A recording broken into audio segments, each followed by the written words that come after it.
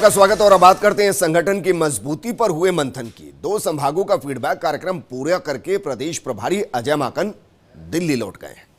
माकन ने कहा कि वो आम जनता और सरकार के बीच सेतु की अपनी भूमिका को मजबूत करने की पूरी कोशिश करेंगे।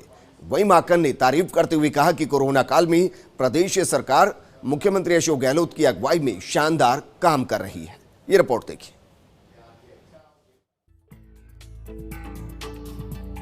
कांग्रेस प्रभारी अजय माकन ने अजमेर और जयपुर संभाग के कार्यकर्ताओं से फीडबैक कार्यक्रमों का दौरा पूरा कर लिया। आज सुबह खासाकोठी से रवाना होने से पहले माकन मीडिया से रूबरू हुए और कहा कि उनका काम सरकार की उपलब्धियों को जनता तक पहुंचाना है। कांग्रेसी नेताओं, कार्यकर्ताओं और जनता की परेशानियों को सरकार तक पहुंचाने में सेतु जैसा होगा। उन्होंने बिजली की दरें ज्यादा होने, वीसीआर की समस्या और तबादले को लेकर समस्याओं का सरकार से जल्द हल करवाने की बात कही। माकन ने इन 2 दिनों में 175 नेताओं से बातचीत करके फीडबैक जाना। निर्दलीय और बसपा से कांग्रेस में आए विधायकों को ज्यादा तरजीह देने को लेकर उन्होंने कहा कि उन्होंने लोकतंत्र की हत्या होने से बचाया है, जिसे कांग्रेस को कभी नहीं भूलना चाहिए। मंत्रिमंडल विस्तार और राजनीतिक नियुक्तियों को लेकर उन्होंने साफ कहा कि ये काम सरकार और संगठन का है, उन्हें ये काम करने दिया जाए। ये भी कहा कि उचित समय पर कर लिया जाएगा। अजमेर और जयपुर दोनों संभाग के लगभग हमने 175 सीनियर कांग्रेस के लीडर्स ने अपनी अपनी बात कही और बहुत ही सकारात्मक बात रही। खुल करके बात कही गई। सरकार की उपलब्धियां बहुत लोगों ने चर्चा करी। जनता की कुछ विभागों में कुछ जगहों पे परेशानियां लोगों ने चर्चा करी।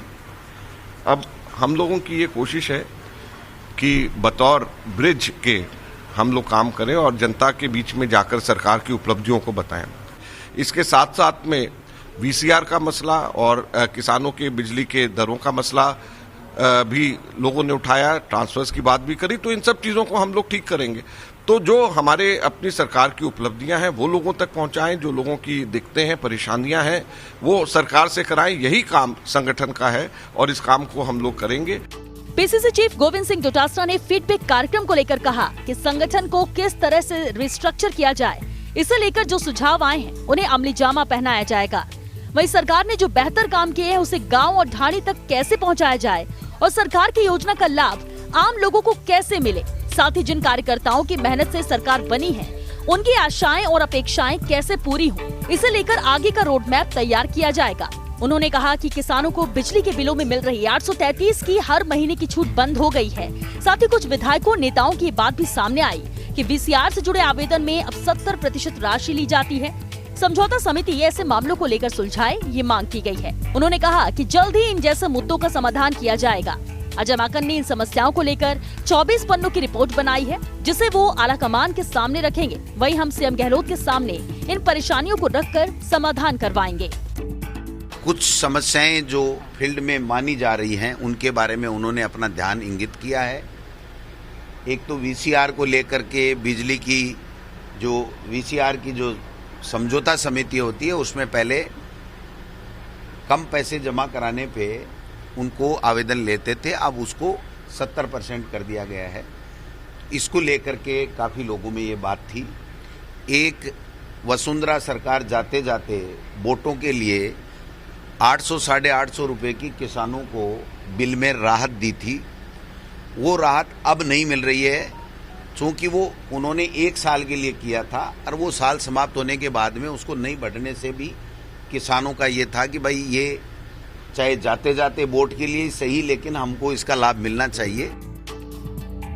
उधर बाड़मेर का प्रतिनिधि मंडल राजस्व मंत्री हरीश चौधरी के नेतृत्व में माकन से मिला। मुलाकात के बाद अमीन खान ने हेमाराम चौधरी का नाम लिए बगैर कहा कि हमने बता दिया है कि मंत्री बनने की इच्छा रखने वाले एक नेता के अलावा बाड़मेर में सभी अशोक गहलोत के नेतृत्व में एकजुट है।